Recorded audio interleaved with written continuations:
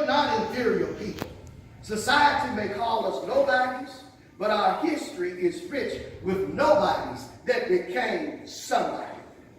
There hasn't been a president, scientist, educator, or inventor of which we as a race of people didn't have a counterpart.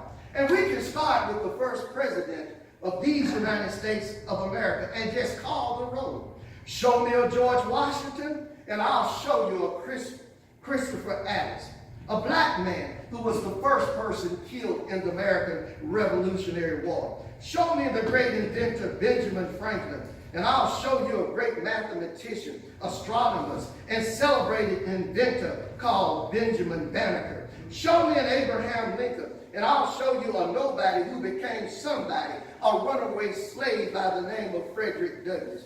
Show me a Theodore Roosevelt, and I'll show you great educators, Jules Henry, Charles Henry Chapman, and Nathaniel Allison Mary. Show me a William Howard Taft, and I'll show you Jewel Robert Harold Ogle, who had the unique privilege of serving as a professional staff member to the United States Senate Committee on Appropriations. Show me a Franklin D. Roosevelt, and I'll show you the first executive secretary of the National Urban League, Jewel Eugene Kiko Jones, who retired from the position in 1940. Show me physicians to the presidents of the United States, and I'll show you a practicing physician, Howard University professor of medicine, and prolific contributor to several medical journals, Jewel Henry Arthur Kelly. Show me the only U.S. president who was an engineer in the strictest sense, President Herbert Clark Hoover, and I'll show you George Bible Kelly, the first African-American engineer registered in the state of New York, as well as the designer of the fraternity pen, Jewel Vertner Woodsey Tandy, New York's first registered black architect, with offices on Broadway in New York City. Brothers, our great fraternity was born out of greatness, and we as brothers of Alpha were made for greatness. With all of the negative things that's happening around us, greatness gives us the opportunity to live above all of the things and folk who are trying to take us down. And make no mistake about it, we're all professional men, but there's somebody out there trying to take us down. Greatness gives us the ability to smile in the face of our haters. Live above the lies that they tell.